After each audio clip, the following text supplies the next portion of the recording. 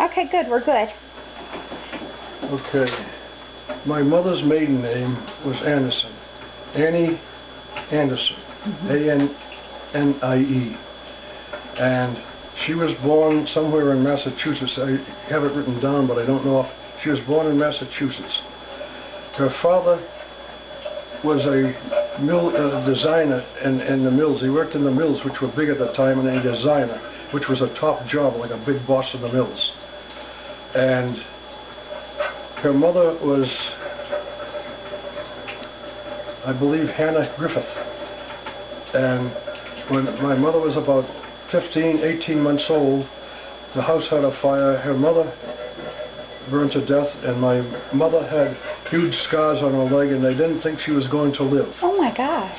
And his name was Timothy Anderson, and he was born in, I believe, Rochester, and I used to think it was New York, but I believe now it was Rochester, New Hampshire. And I don't know where his parents were, or that's as far back as I can go on his side. And he later married,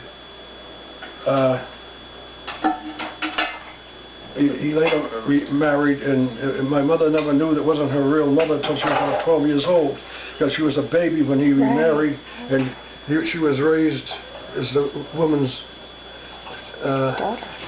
Her own daughter. She was raised as her daughter. Raised as her daughter, and she wasn't about 12 years old when she was found out that this was her stepmother, and her real mother had been burned to death. And his job moved him to Middleborough, where he lived and expired. And my mother went to the 8th grade, I believe, which was a big thing for a girl in those days. And after the 8th grade, she had to go to work in the mills. That was 6.5 days a week, and I think for about $4 a week. And they had to turn it into a family, and they got 50 cents. Her and her sister got 50 cents a week for spending money out of the money they earned. Wow. Which they had to dress themselves. Girls weren't treated very good in those days, but anyway. And my father, and she was born in, I believe, July of 1882. Wow.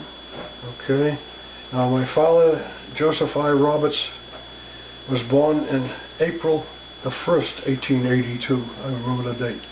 And his father was born in England, and or rather, I'm not sure, he was born in England on the ship over, or in Boston. They don't know for sure.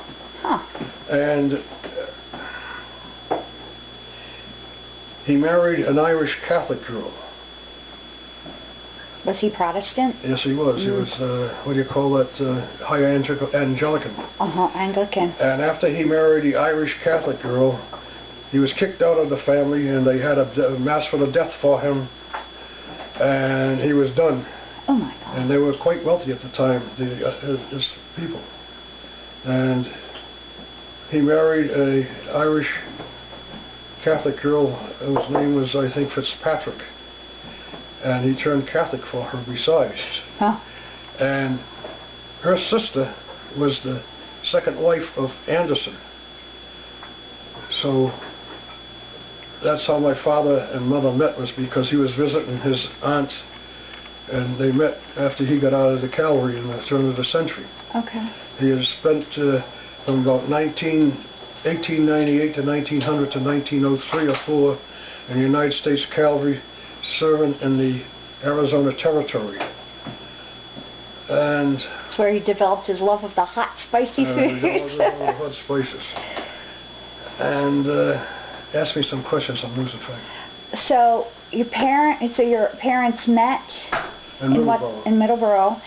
And when were they married? And what did they do? Where did they start? They were married in the church down in Middleborough. And my grandfather Anderson gave them an acre of land, and they built a house, a shack by today's standards,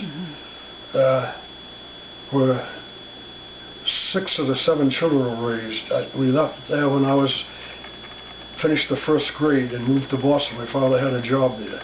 What did he do? He was a milkman. Okay. He delivered milk, which at the time was a tremendous job. In the Depression, he was making anywhere from $25 to $30 a week, and he probably worked 12, 14 hours a day. Wow. Because after he got through deliveries and did his things, he had to come home and do his bills and get everything ready for the next day. And his mother was born, I believe, in Ireland, and her name was Fitzpatrick, I believe. I have this written down, and as I say, I'll try and correlate it all together, and write it up and send it to you, and you can. Okay. What else now do you want to know? Now, I have five. I had 2 sisters and 4 and 3 brothers. There were 6 of us in the family of my father and mother's family. I was the youngest, and I was born in Middleborough also. And when I was about after the first grade was finished, about 7 years old, maybe a little older, we moved to Boston. What was your first job that you had? Working for Sears Roebuck's. What did you do? I was a stock man in the department that stocked all of the other departments, and internal departments, right? So, how old were you when you had that job?